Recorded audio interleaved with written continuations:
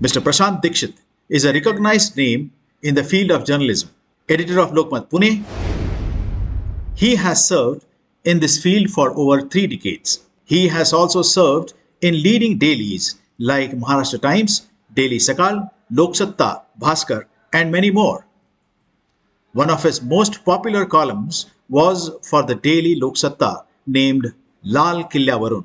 He also was the editor for the first Indian daily dedicated to the youth called Yuva Sakal. He has the distinction of reporting the Kargil conflict from the actual war zone. Here is Mr. Prashant Dikshit. If you would like to watch more such quality videos, please subscribe to Vishwashanti Darshan, a channel dedicated to world peace. Please don't forget to press the bell icon.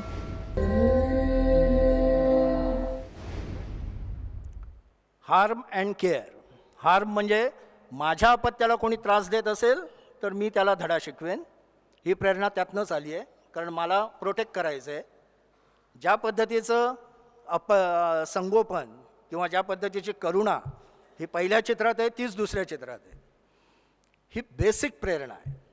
आणि उदारमतवादी liberal असतात हे या basic प्रेरणेवर खूप काम करत असतात. Next, त्याला विरुद्ध म्हणजे हार्म म्हणून जे येते की त्रास देण्याची प्रेरणा. कारण संगोपनाबरोबर पोझेशन पण येतं. मग माझ्या मुलाने कुठे जाता कामा नये, माझ्या ताब्यात राहिलं पाहिजे, माझा पत्नी माझ्या ताब्यात पाहिजे, पत्नीला वाटतं नवरा माझ्या ताब्यात पाहिजे, आणि मग त्याची विरुद्ध प्रेरणा काम करायला लागते. ही सायकॉलॉजी त्याच्यामागे. तर निसर्गावर अवलंबून असतानाच माणसाला मग लक्षात आलं की एक ऑर्डर पाहिजे, व्यवस्था पाहिजे. आपण एकट्याच्या जीवावर जगू शकत नाही. फक्त संगोपन करायचं असेल तर संगोपन टिकायचं असेल तर काही व्यवस्था निर्माण करावी लागेल. आणि ती व्यवस्था निर्माण करण्यासाठी ऑर्डर, व्यवस्था ही गोष्ट अतिशय महत्त्वाची आहे. स्वातंत्र्य इतकीच महत्त्वाची गोष्ट ऑर्डर आहे हे माणूस नंतर शिकला. डॉक्टर कराडांसारखे जे अत्यंत अनुभवी यातली मंडळी आहेत ती सांगतील की ऑर्डर ही किती एवढ्या मोठ्या संस्था चालवायच्या तर ऑर्डर ही किती महत्त्वाची असते. सुव्यवस्था लागते आणि ती प्रत्येक वेळी फ्रीडम द्याल तर ती साध्य होत नाही. म्हणून ऑर्डर विकसित करायची असेल तर आपल्याला निष्ठा, अधिकारशाही म्हणजे कोणाचा तरी अधिकार चालणं आणि धार्मिक मूल्य या गोष्टींची गरज आहे. हे निसर्गालाच मानवाच्या थ्रू हळूहळू कळायला लागलं आणि त्यातून या डेव्हलप झाल्या. आपण जन्माला येतो तेव्हा या 5 गोष्टी घेऊन जन्माला येतो. आपल्याला हार्म किंवा केअर कोणाची तरी काळजी करायची असते किंवा कोणाची तरी काळजी घ्यायची असते. आपल्याला फेअरनेस लागतो म्हणजे ग्रुपमध्ये वागताना, व्यवस्था निर्माण करताना मी जितकं काही गटासाठी करेन तितकं गटाने माझ्यासाठी करावं, मी दुसऱ्याला जितकी मदत करेन तितकी त्याने मला करावी, अशी न्याय व्यवस्था एक निर्माण व्हावी लागते. नाहीतर मला त्रास होतो. म्हणजे मी एखाद्याला मदत केली आणि त्याने मला त्याच पद्धतीची मदत केली नाही तर मग माणूस अस्वस्थ व्हायला लागतो आणि मग तो मदत करण्याचं सोडून देतो. म्हणून मानवाची एक गरज आहे की जस्टिस पाहिजे. जस्टिस म्हणजे कोर्टातला जस्टिस नव्हे, मी जितकं देईन तेवढं तरी मला परत मिळावं. जास्त मिळालं तर उत्तमच आहे, पण निदान तेवढं तरी मला परत मिळावं ही अपेक्षा कायम प्रत्येक व्यक्तीमध्ये कायम असते. ती घेऊन आपण येतो. इन ग्रुप, मला ग्रुपमध्ये राहायला आवडतं, मला कुटुंब आवडतं. म्हणून परदेशात जो मोठा प्रश्न निर्माण झालेला आहे की कुटुंब व्यवस्था विस्कळीत व्हायला लागल्यावर मुलांचे प्रश्न खूप प्रॉब्लेमॅटिक व्हायला लागलेत. कारण मुलांना एखादी नैतिक सिस्टीमच मिळत नाही आहे. मी कशासाठी जगायचं, काय म्हणून जगायचं, मी कोणासाठी काय करायचं.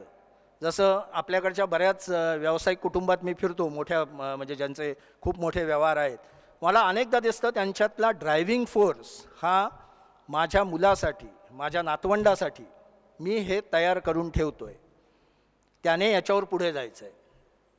मी एकदा रमेशचंद्रजी अगरवाल जे आमचे भास्करचे हे होते, त्यांचा 13,000 कोटीचा व्यवसाय होता, त्यांच्याबरोबर गप्पा मारताना म्हटलं होतं की या वयात रमेशजी आपको ड्राइव क्या करता है, आप इतने एनर्जेटिक कैसे रहते हो, किस लिए कर रहे हो. आता तेव्हा भास्कर हा जगातला 3ऱ्या क्रमांकाचा पेपर झाला, भारतात 1ल्या क्रमांकाचा झाला, 57 लाख प्रति रोज छापल्या जायला लागल्या.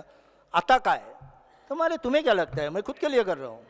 तर मला अशी अपेक्षा होती की ते समाजासाठी वगैरे म्हणते. बिलकुल नाही म्हणाले. नातवंडांना हे आता तयार करून दिलं आहे, त्यांनी पुढे न्यायचं आहे, त्यांच्यासाठी पायाभरणी चालली आहे. हा ड्राईव्ह आहे. कुटुंब हे मूल्य मानणारा माणूस या ड्राईव्हने काम करतो. अशाच ड्राईव्हने लोकमान्य टिळक, गांधींसारखी मंडळी राष्ट्र हे कुटुंब मानून काम करतात, की मला राष्ट्र पुढे न्यायचं आहे, ते कुटुंब वर आणायचं आहे, त्याच्यासाठी माझं हे सगळं चाललं आहे. तर हा ड्राईव्ह म्हणून इन ग्रुप याला महत्त्व असतं. मग त्याच्यात ॲथॉरिटी लागते. मला मार्गदर्शन करणारा कोणतरी लागतो, मार्गदर्शन मानणारा लागतो, जो मला दाखवेल या मार्गाने जा, असा जा हे सांगणारा लागतो. आणि शेवटचं म्हणजे प्युरिटी, मला शुद्धता लागते. आयुष्यात काहीतरी मांगल्यमय असावं, शुद्ध असावं, ही माणसाची मूलभूत प्रेरणा आहे. कधीही बघा, धार्मिक मूल्यांचं महत्त्व हे वादातीत आहे आणि ते तुमच्यावर परिणाम घडवतंच. जे आपण आत्ता शांतिमंत्र म्हटले, आणि ते इतकं खोलवर चिंतन भारतीय ऋषींनी केलेलं आहे, मला आश्चर्य वाटतं. म्हणजे आदराच्या पलीकडे जाऊन एक वेगळी अनुभूती येते ते हे करताना, की शांतिमंत्रातला एक जो मधला मंत्र आहे तो फारच छान आहे. अंतरिक्ष शांती करा, गृहाची शांती करा, करता करता करता ऋषी इतक्या पातळीला गेले की शांतीचीही शांती करा, शांतरेव शांतीही. इथपर्यंत माणसाची मजल जाऊ शकते, ती प्युरिटी.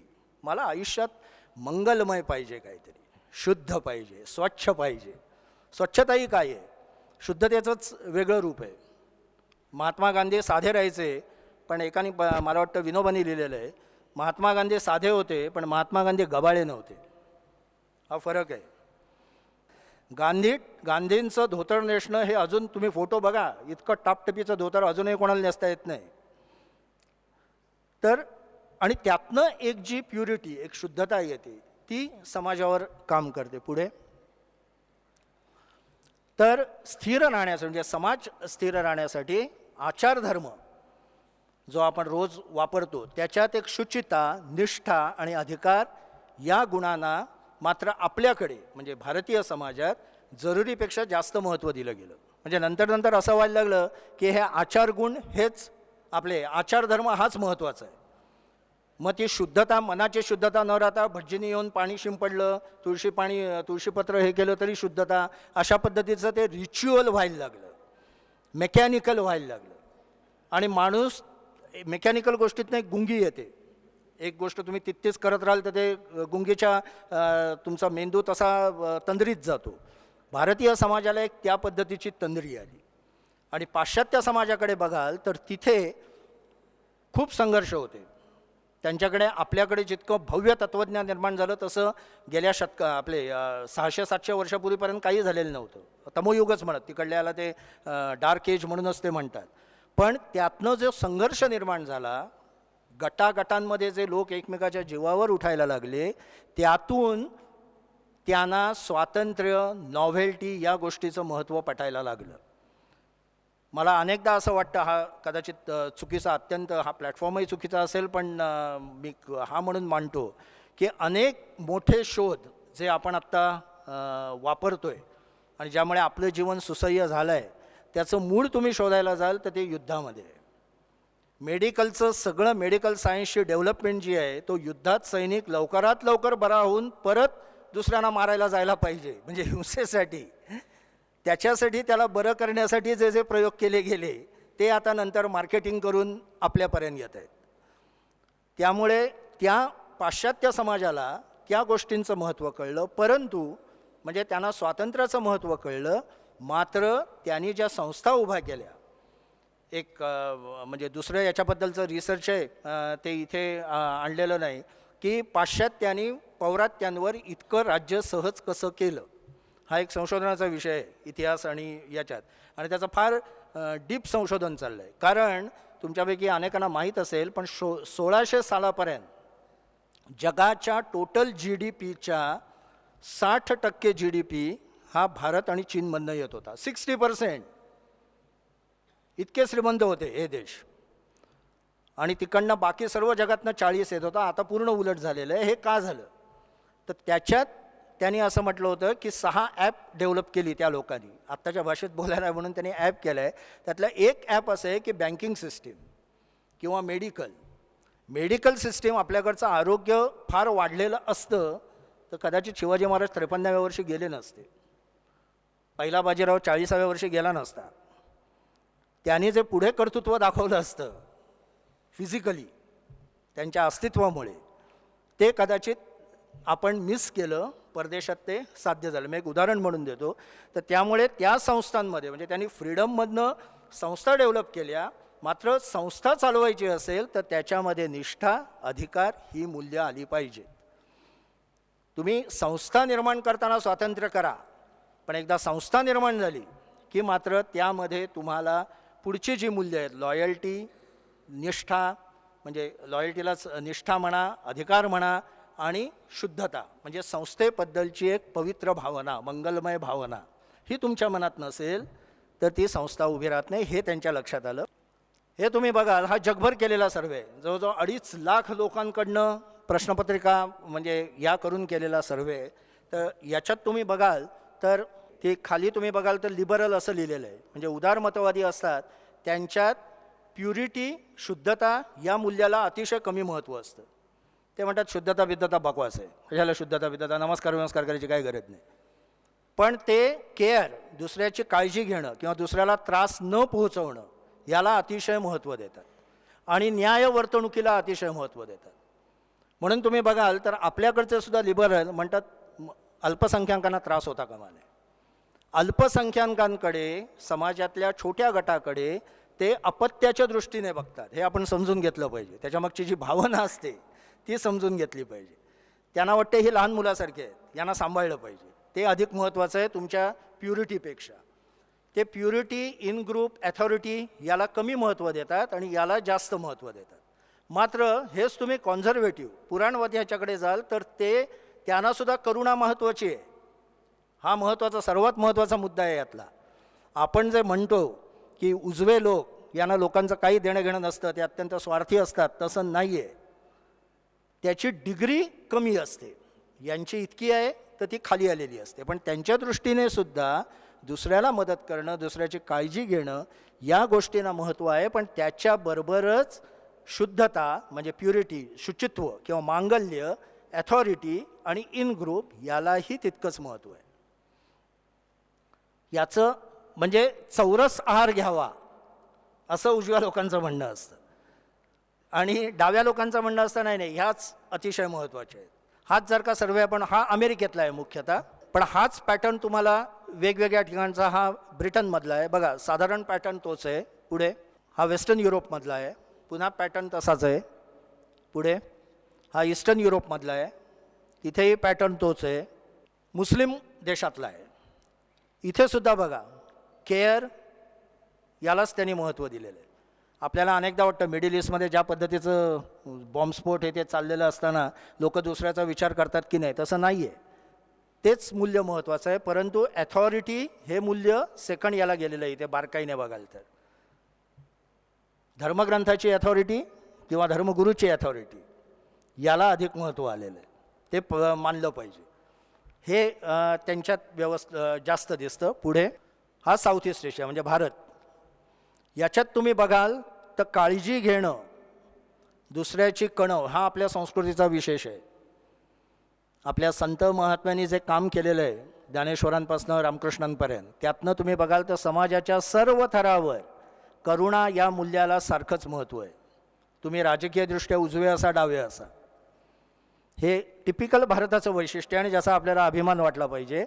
फेअरनेस, न्याय व्यवहार झाला पाहिजे, ही संतांची शिकवण, तीही आपल्याकडे प्रमुख याला आहे. मात्र त्यानंतर इन ग्रुप आणि त्याच्या आधी बघाल तर प्युरिटी म्हणजे शुचिता हे मूल्य 3ऱ्या क्रमांकावर आहे. इथे शुद्धता पाहिजे, धार्मिक काहीतरी, ते धर्मातनं जास्त येते असं आपल्या समाजाला वाटतं. शुद्धता अनेक गोष्टीतनं, शुचिता अनेक गोष्टीतनं येते. रंगमंचावरचा रंगमंच कलाकार हा सुद्धा स्टेजवर नमस्कार करतो, त्याच्यामागे भावना तीच असते की तो म्हणजे श्रीराम लागू भले म्हणून देत की ईश्वराला रिटायर करा, मी मानत नाही, पण रंगदेवतेला नमन करून असंच बोलतात. त्यामुळे भावना आतमध्ये ती असतेच. कशाबद्दल तरी एक मांगल्याची भावना ही भारतात तिसऱ्या क्रमांकाला आहे. इन ग्रुप हे चौथ्या क्रमांकाला आहे. भारतातलं वैशिष्ट्य इन ग्रुपमध्ये जाती ही गोष्ट जास्त महत्त्वाची आहे. माझ्या जात बांधवांना काय वाटेल, ते काय म्हणतील, याचा प्रभाव आपल्याकडे प्रचंड आहे. त्याचं एक्स्ट्रीम टोक म्हणजे खाप पंचायत, जे चुकीचं आहे, परंतु हा प्रभाव आहे. आपल्याकडे एथिकल सिस्टीम आहे ती, आणि मग ॲथॉरिटी, या गोष्टीलाही महत्त्व आहे. हा टिपिकल भारताचा सर्वे आहे. पुढे, याशिवाय समाजात नैतिकतेच्या 3 व्यवस्था नांदत असतात, आणि त्या व्यवस्था अशा आहेत. ते स्वेडर यांनी अभ्यास केला आहे. त्यांनी ओरिसात येऊनही खूप अभ्यास केलेला होता. पुढे, ethics of autonomy, ethics of community आणि एथिक्स ऑफ डिव्हिनिटी.